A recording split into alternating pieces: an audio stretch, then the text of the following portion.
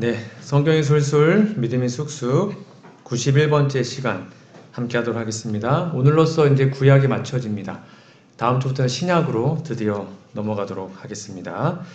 오늘 함께 나눌 말씀의 제목은 지혜의 정체 두 번째 시간으로 지난주에 이어서 잠언 지혜 문학서를 한 번 더 좀 요약하고 지혜에 대한 이야기를 좀 해보도록 하겠습니다.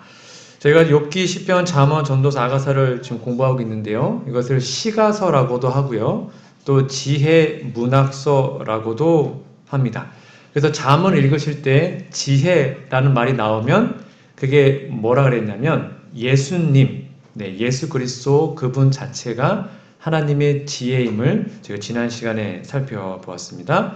그래서 하나님께서 솔로몬에게 내가 너에게 뭘 주면 좋겠냐? 라고 물어보자 솔로몬이 구한 것이 뭐였냐면 지혜와 지식. 이거는 신명기 말씀을 그대로 인용한 거죠. 지혜만 구한 것도 아니고요. 말씀을 그대로 외워서 지혜와 지식을 구했고, 그러자 하나님은 솔로몬에게 구하지 않았던 부와 재물과 영광도 한꺼번에 다 주셨습니다.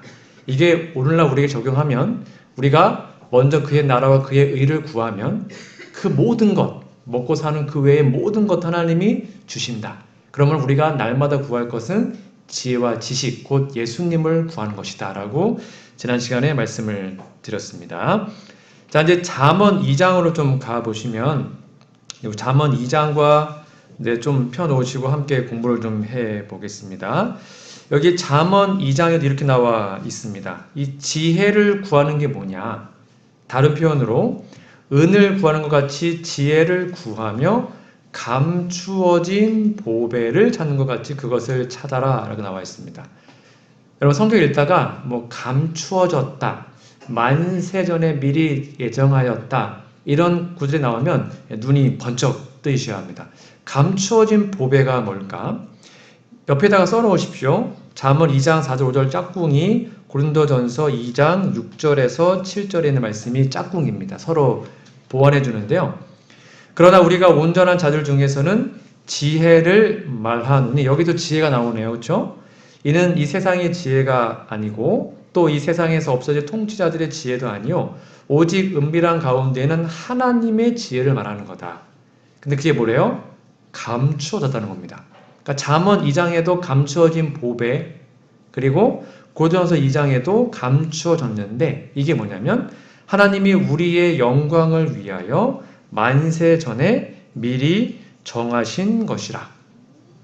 여러분, 감추어진 보배, 감추어졌다, 만세 전에 미리 정하셨다, 창세 전에, 만세 전에, 이 말이 들으면 딱 떠올라야 되는 언약이 있습니다.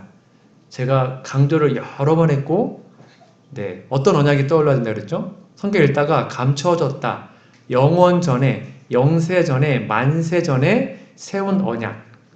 그게 우리가 구원받는 유일한 언약인데요.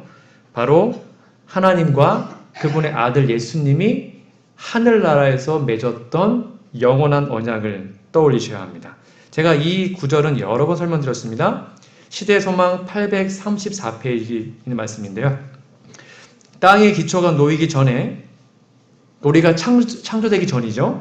아버지와 아들은 이미 합의하셔서 인류가 사단에게 정복당하게 될 경우에 인류를 구속하기로 언약을 세우십니다. 이미 우리가 태어나기도 전에 그들은 손을 굳게 잡으시고, 이게 언약을 맺는 장면입니다. 그리스도께서 인류를 위하여 보증인이 되신 것, 이게 핵심입니다.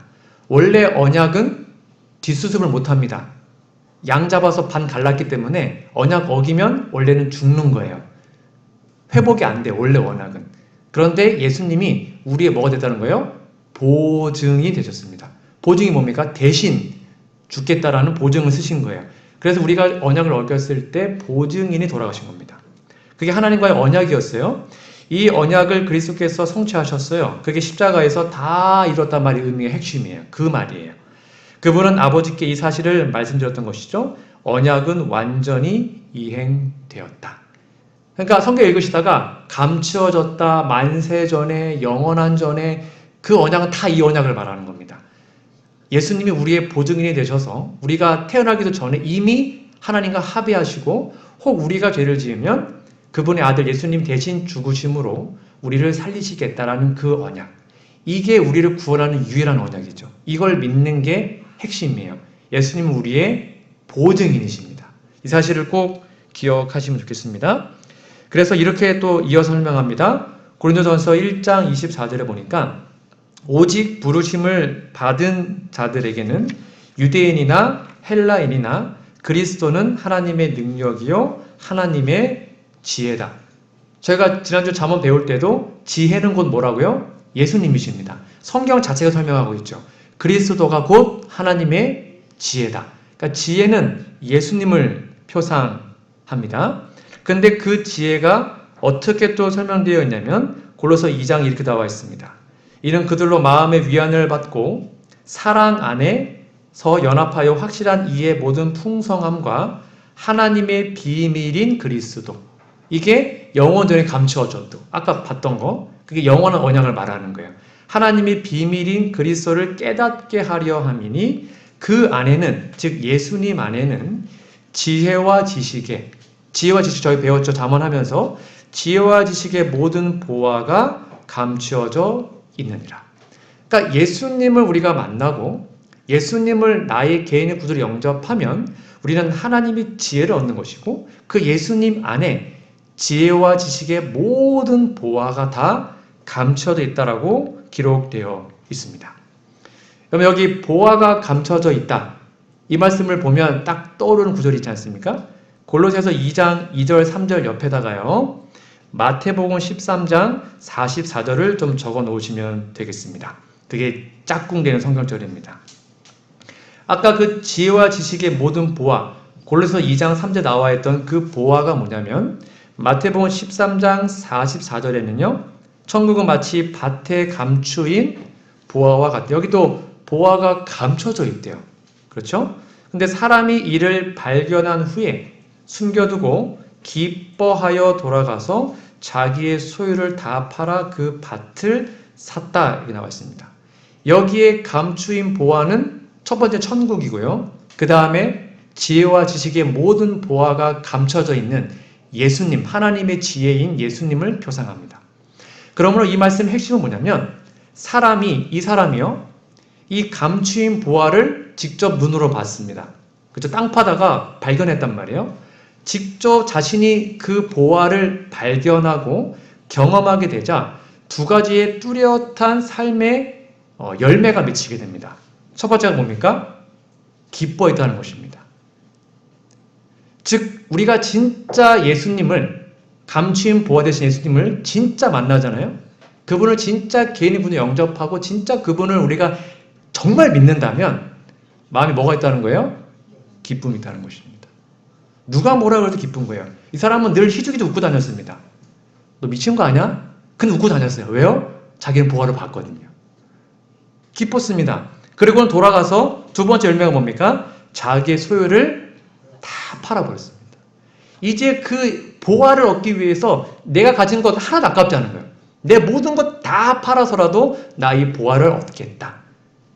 즉 우리 예수님을 진짜 만나면 내가 정말 하나님을 진짜 경험하면 나의 목숨까지도 다 버려서라도 하나님 만나겠다. 하나님을 믿겠다라는 결심이 생기게 되는 것입니다. 그러면 내 삶에 진짜 기쁨이 있는가? 그리고 내가 정말 나의 모든 걸 다 희생하고서라도 그 감추인 보화 되신 예수님을 정말 내 마음에 모실 마음이 있는가?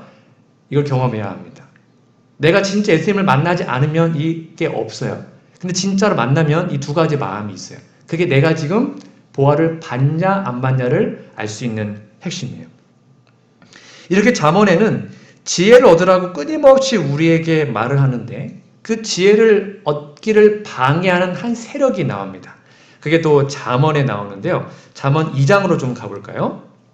잠언 2장에 보면 지혜가 또 너를 음녀에게서 말로 호리는 이방 계집에게서 구원하리니 그는 젊은 시절에 짝을 버리며 이는 그의 하나님의 언약을 잊어버린 자라라고 얘기합니다. 지혜는 우리를 하나님을 만나라, 좀 구원받아라라고 말하고 있고요. 지혜를 반대하는 반대 세력이 있는데 여기 보면 정결치 못한 음녀라고 이방 계집이라고 설명이 되어 있습니다. 이 존재는 뭐냐면 쉽게 말하면 언약을 반대로 만들어버리는 반언약 세력을 말합니다. 그러니까 지혜와 반대에 있는 존재이죠. 그래서 이 똑같은 세력이 잠언 7장의 한 여인으로 비유하고 있는데요. 여러분 잠언 7장으로 가보도록 하겠습니다. 잠언 7장 5절에서 23절에 보면 한 음녀 이야기가 기록이 되어 있습니다. 한 소년이 있었습니다. 이 소년은 지혜 없는 자입니다. 언약에 떠난 사람이었어요. 그러니까 밤중에 음녀의 골목 모퉁이에 들어가다가 한 기생옷 입은 여자가 나타나요. 그리고는 이 남자를 유혹을 하죠. 껴안고 뽀뽀도 하고 막 유혹을 합니다. 그리고 이렇게 얘기를 합니다. 잠언 7장 14절. 이게 음녀가 얘기하는 거예요. 내가 화목제를 드려서 서원한 것을 오늘 갚았다. 이렇게 합니다. 여러분 화목제가 어떤 제사인지 기억나십니까? 번제와 화목제라고 나오면 그건 언약 제사를 말합니다. 그러니까 지금 이 여인이 나 지금 언약을 드리고 언약 제사 드리고 왔어 라고 자칭 자신이 마치 되게 언약에 충실한 것처럼 얘기를 해요. 그런 다음에 이렇게 또 유혹을 하죠. 16절 17절입니다. 내 침상에는 요와 애굽의 문이 있는 이불을 폈고 여기 애굽에다가 밑줄을 쫙 그어놓으시면 좋겠습니다. 모략과 침향과 계피를 뿌렸다. 그럼 이게 막 유혹을 해요. 여러분 성경에서 애굽이라는 것은 이미지가 있습니다. 애굽의 이미지는 여기다 적어 놓으십시오. 앞에 있습니다. 잠언 7장 16절에다가 계시록 11장 8절을 적어 놓으시면 됩니다. 그게 애굽의 이미지예요. 왜 하필이면 애굽의 무늬는 이불이었을까? 그 성은 영적으로 하면 소돔이라고도 하고 애굽이라고도 하니 이는 곧 저희 주께서 십자가에 못 박히신 곳이라. 이것이 애굽의 이미지입니다. 이렇게 그 음녀가 그 불쌍한 그 남자, 소년을 계속 유혹하는 것입니다. 우리 집에 와. 하룻밤 보내자. 막 유혹을 해요. 그런 다음에 결정적인 말을 합니다. 막 이렇게 쭈뼛쭈뼛 하니까 이렇게 얘기를 하죠. 7장 18절. 오라 우리가 아침까지 흡족하게 서로 사랑하며 사랑함으로 희락하자. 내 남편은 집을 떠나 먼 길을 갔는데 은 주머니를 가졌은 즉 보름에나 집에 돌아오리라 하여 여러 가지 고운 말로 유혹하여 입술에 호리는 말로 꿰었다라고 얘기해요. 그러니까 한참 뒤에 오니까 오늘 와도 돼 라고 막 유혹을 합니다. 결국 이 소년이 그 유혹에 넘어가서 그 집에 들어가게 됩니다. 완전히 죄악에 빠져버리게 된 거죠. 여기 나온 이 음녀는 하나님의 지혜를 반대하는 반언약 세력. 그렇게 여러분들이 이해하시면 되겠습니다. 하나님의 백성들을 언약에서 떠나게 하는 반언약 세력입니다. 이렇게 반언약 세력이 끊임없이 백성들을 유혹하자 하나님의 지혜도 가만히 있지 않죠? 이렇게 설명하고 있죠. 잠언 1장 20절 21절입니다. 여기 분명히 써 있습니다. 지혜가 길거리에서 부르며 광장에서 소리를 높이며 시끄러운 길목에서 소리를 지르며 성문 어귀와 성중에서 그 소리를 발하여 이르되 라고 기록합니다. 즉 우리는 늘 두 가지 음성을 듣습니다.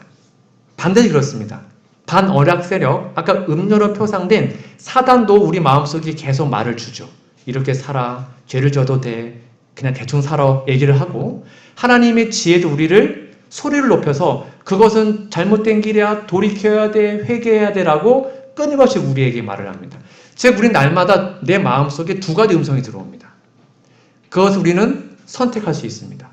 음료의 말을 듣고 에이 뭐 어때? 하고는 그 음료의 집에 들어가서 영적으로 망가지든지 아니면 지혜가 소리를 높이고 소리를 지르는 그 소리 돌이키고 회개하고 똑바로 살아라라는 하나님 음성을 듣고 하나님 편으로 가든지 우리는 날마다 선택할 수 있습니다. 여러분들은 어떠한 선택을 하시겠습니까? 이 지혜와 음료는 끊임없이 부딪혀요. 그래서 계시록에 보면 하나님의 반언약 세력이 음료로 표상되어 있는 거예요. 이게 다 잠언에서 온 이미지입니다. 계시록 17장 1절 2절을 보면 또 7 대접을 가진 7 천사 중 하나가 와서 내게 말하여 이르되 이리로 오라 많은 물 위에 앉은 큰 음녀가 받을 심판을 내게 보이리라. 이 음녀가 아까 잠언에 나왔던 그 음녀와 같은 맥락의 세력입니다. 땅의 임금들도 그와 더불어 음행하였죠. 그렇죠? 땅에 사는 자들도 그 음행의 포도주에 취했다라고 말하고 있습니다. 이 음녀가 하나님의 백성들, 그 지혜와 지식을 가진 사람들을 끊임없이 유혹하고 그 언약에 떠나게 하기 위해서 취하게 만들고 있습니다. 정신 못 차리게 계속 유혹하고 있는 거죠. 심지어 이렇게까지 합니다. 17장 3절입니다. 여자가요, 붉은 빛 짐승을 탔는데 그 짐승의 몸에 하나님을 모독하는 이름들이 가득해요. 그리고는요, 4절입니다. 17장 4절. 이 여자는 자줏빛과 붉은빛 옷을 입고 금과 보석과 진주로 꾸미고 손에 금 잔을 가졌는데 가증한 물건과 그 음행에 더러운 것들이 가득하였다라고 기록하고 있죠. 그리고 이 음녀의 정체가 결국 이렇게 발견됩니다. 17장 5절입니다. 이 말씀 좀 같이 읽어볼까요? 시작. 그의 이마에 이름이 기록되었으니 비밀이라 큰 바벨론이라 땅의 음녀들과 가증한 것들의 어미라 하였더라. 그 음녀의 세력이 뭐라고요? 바벨론입니다. 오늘날 하나님의 백성을 대적하는 반언약 세력, 그 바벨론. 그 바벨론이 지금도 하나님의 백성들을 끊임없이 자신의 편으로 가져가기 위해서 노력을 하고 있죠. 여러분, 여기 보면 이 음녀는 그 음행으로 인하여 진노의 포도주로 먹이던 자라고 기록되어 있는데 이 말씀을 오늘 나눠보고자 합니다. 계시록 14장 8절에 보면 그 유명한 세천사의 기별이 나오는데요. 아까 그 음녀가 바벨론이었죠. 14장 8절에도 큰 성 바벨론, 그 음녀가 나옵니다. 근데 이 존재가 어떤 존재였냐면 모든 나라에게 그 음행으로 인하여 말미암아 진노의 포도주를 먹이던 자라고 나와 있습니다. 여러분, 이 진노의 포도주가 정확히 뭐냐면 14장 10절에 표현되어 있습니다. 그도 하나님의 진노의 포도주를 마신다라고 나와 있는데 여기다 여러분 밑줄을 쫙 그어놓으셔야 됩니다. 14장 10절에 그 진노의 포도주가 뭐냐면 진노의 잔에 섞인 것이 없이 부은 포도주라 이렇게 나와 있습니다. 여러분, 왜 진노의 포도주가 섞인 것이 없이 부은 포도주라고 나와 있을까요? 이게 어떤 의미일까요? 섞인 것이 없는 포도주? 이게 무슨 의미일까요? 오늘 이 이야기를 좀 해보고자 합니다. 우리가 언약 만찬을 배웠는데요. 언약을 맺으면 만찬을 할 때 대표적으로 먹는 게 뭐라 했어요? 떡과 포도주입니다. 포도즙이기도 하고요. 하여튼 떡과 포도즙을 먹는데 원래 언약을 맺었을 때에 먹는 것에는요. 다 그 포도주에 뭔가가 섞여 있습니다. 성경적으로 제가 증명해 드릴게요. 저희가 지금 잠언 9장을 지난주에 저희가 다 해석을 했어요. 잠언 9장이 지혜가 이제 언약을 맺는 장면이었는데 잠언 9장 2절에 보면 짐승을 잡아요. 반 갈랐습니다. 그리고 포도주, 이게 이제 원어로 야인인데요. 포도주를 혼합했다. 그러니까 섞었어요. 그러니까 포도주에다가 뭔가를 섞었다는 겁니다. 혼합하여 상을 갖추었다라고 얘기를 해요. 이게 이제 언약에 먹는 데 쓰는 거고, 근데 이제 음료가 먹는 것은 섞인 것이 없어요. 섞인 것이 없이 부은 포도주. 그러니까 차이가 있죠. 하나님의 진리의 포도주는 섞인 게 없어요. 근데 원래 언약의 포도주는 뭔가 섞여 있습니다. 이게 어떤 의미일까요?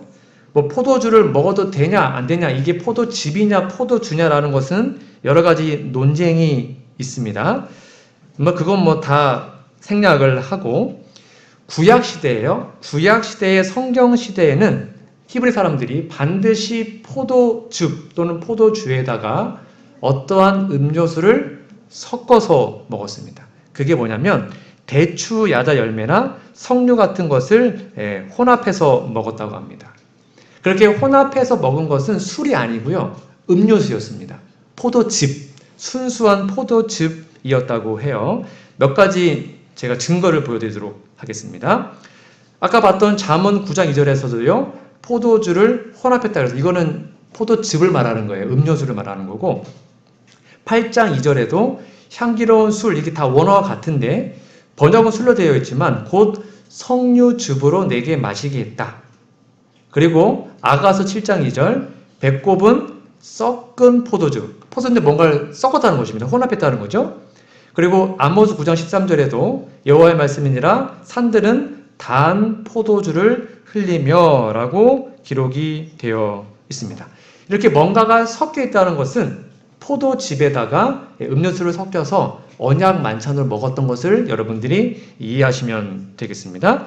근데 같은 원어는 똑같아요. 같은 원어 있는데 잠언 20장 1절에서는요. 포도주는 거만케 하는 것이요 독주는 떠들게 하는 것이라 이에 미혹된 자는 지혜가 없다. 이거는 이제 술이죠. 발효된 술로 여러분들이 이해하시면 돼요. 그러니까 문맥에 따라서 이게 음료수냐 아니면 술이냐 그렇게 해석을 해야 합니다. 이제 다 정리하고 여기 섞여 있다라는 것의 핵심이 뭐였냐면 왜 언약 만찬을 먹을 때는 이 포도즙에다가 뭔가를 섞었나? 이것은 하나님의 은혜, 헤세드, 언약적 사랑이 거기에 포함되어 있는 것을 표상합니다. 그 언약 만찬은 떡과 포도즙을 먹는데 거기에는 반드시 뭔가가 섞여 있었습니다. 근데 그게 뭐라고요? 하나님의 은혜, 헤세드, 언약적 사랑이 거기에 포함되어 있는 것으로 여러분들이 이해하시면 됩니다. 무슨 말인가 하면 우리가 아무리 떡 많이 먹고 포도즙 많이 먹어도 결국 하나님의 헤세드, 언약적 사랑이 없으면 우리는 구원받을 수 없거든요. 왜요? 우리 맨날 언약을 어기니까. 근데 우리가 그 언약적 사랑이 풍성한 섞여 있는 그 포도주를 먹기 때문에 우리가 혹시 실수하고 혹시 넘어져도 우리는 그 은혜를 통해서 다시 구원받는 거예요. 그게 바로 혼합된 포도즙의 메시지입니다. 이게 바로 구원의 이치이죠. 우리는 하나님의 은혜로 구원을 받아요. 그런데 그 음료가 세상 만국을 먹였던 그 포도주, 그리고 마지막에 하나님의 진노의 포도주에는 뭐가 없다고요? 섞인 것이 없어요. 왜요? 이제 은혜 시기가 끝났기 때문에. 그러니까 우리는 날마다 섞인 음료수를 하나님의 은혜를 먹어야 합니다. 영적으로. 그래야지만 이 마지막 때에 섞인 것이 없는 포도주를 먹지 않게 됩니다. 이해하시죠? 은혜로 우리는 구원을 받기 때문이죠. 이렇게 날마다 하나님의 은혜, 그 언약적 사랑을 마음속에 체험하고 영적으로 그 귀한 헤세드 사랑을 마음에 깊이 새기게 되면 우리는 언약 백성으로 살게 되는데 그 언약 백성으로 살아가는 사람들의 삶의 열매가 이렇게 기록이 되어 있습니다. 마태복음 7장에 나와 있습니다. 이제 말씀의 결론으로 가볼게요. 이것이 날마다 그 은혜에 섞인 포도주를 먹은 사람들, 언약적 백성을 살던 사람들의 모습이 기록이 되어 있는데요. 자, 7장 21절에 보면 나더러 주여 주여 하는 자마다 다 천국에 들어갈 것이 아니요.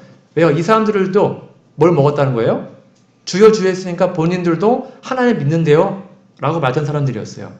근데 우리가 교회에 다니면서 하나님의 은혜의 그것을 먹지 않으면 우리도 이렇게 될 수 있습니다.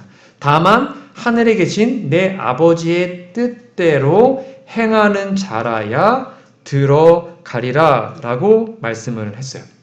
그러자 많은 사람들이 이렇게 얘기합니다. 7장 22절입니다. 그날에 많은 사람들이 나더러 이르되 주여 주여 우리가 주의 이름으로 선지자 노릇하며 주의 이름으로 귀신을 쫓아내며 주의 이름으로 많은 권능을 행하지 아니하였나이까? 저도 언약 백성 아니었습니까? 제가 예수님의 이름으로 별거 다 했잖아요. 생각해보세요. 귀신 쫓아내는 거 이게 아무나 하는 게 아니잖아요. 이거 제가 다 했는데요 라고 얘기를 하자 예수님 이렇게 충격적인 말씀을 하시죠. 같이 읽어볼까요? 시작. 그때에 내가 그들에게 밝히 말하되 내가 너희를 도무지 알지 못하니 불법을 행하는 자들아 내게서 떠나가라 하리라. 이상하지 않습니까? 주님의 이름으로 귀신 쫓아내고 선지자 노릇하고 별것 다 했는데 예수님은 너는 불법을 행했다. 떠나가라. 라고 얘기를 합니다. 왜요? 이들은 혼합된 하나님의 은혜의 포도즙을 먹지 않았기 때문입니다. 그러면서 이렇게 비유를 드십니다. 그 유명한 반석 모래의 비유이죠. 읽어볼까요? 그러므로 누구든지 나의 이 말을 듣고 행하는 자, 이게 혼합된 포도주를 날마다 하나님의 은혜를 진짜 경험하는 거 말하는 거예요.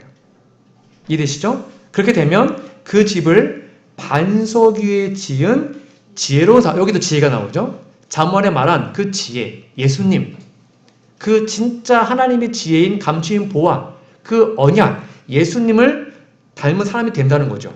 말을 듣고 행하는 자는. 그러면 비가 내리고 창수가 나고 바람이 불어서 그 집에 부딪히되 무너지지 아니에요. 이는 주추를 반석 위에 놓은 까닭입니다. 여러분, 성경 읽으시다가 반석은 유대 나라의 대부분의 산들은 다 돌이었어요. 그래서 산, 반석은 언약 백성이 거하는 곳, 그렇죠? 땅과 평지, 모래는 반언약 세력이 거하는 곳이라고 제가 설명드렸습니다. 그게 이미지예요. 언약 이미지. 즉 하나님의 말씀을 듣고 날마다 그 혼합된 포도주를 먹고 하나님의 은혜를 경험한 사람들은 지혜로운 사람인데 그걸 그렇게 되면 창수가 나고 별게 다 있어도 반석에 있기 때문에 전혀 무너지지 않습니다. 근데 밑에 볼까요? 나의 이 말을 듣고 행하지 아니하는 자. 이 사람도 뭘 먹긴 먹었어요. 근데 거기 뭐가 빠진 거예요? 혼합된 하나님의 은혜가 빠진 거예요. 그 집을 모래 위에 짓습니다. 땅에 있네요. 이 사람은 어리석은 사람 같습니다. 지혜로운 사람과 대비되죠. 비가 내리고 창수가 납니다. 바람이 불어 그 집이 부딪힘에 무너져 그 무너짐이 심하니라 라고 설명되어져 있습니다. 이게 왜 중요하냐면 우리가 앞으로 다가올 야고의 환난, 일요일 시험령, 그때의 우리의 가장 큰 문제는 내 마음속에 있는 죄의 해결 문제입니다. 우리가 야고의 환난 때 내 죄가 완전히 해결되지 못하고 아직도 해결하지 못한 죄가 하나라도 있으면 그 죄책감이 올라와서 하나님의 은혜 손을 놓는다라고 나와 있거든요. 그러니까 지금 우리가 끊임없이 하나님의 헤세드의 사랑을 마음에 경험하고 지금 매일 그분의 사랑을 날마다 먹어야지 그때 내 자신이 아니라 하나님을 의지해서 그러한 환난과 고난을 이겨낼 수 있어요. 그때 흔들리지 않을 수 있습니다. 그게 바로 반석 위에 믿음을 세우는 것의 의미예요. 여러분 재밌게도요. 이것이 마태복음 7장에 기록이 되어 있는데 여러분 창세기 7장에도 같은 내용이 기록되어 있습니다. 구약의 첫 번째 책, 그 다음에 신약의 첫 번째 책에 똑같이 7장에 같은 이야기가 있습니다.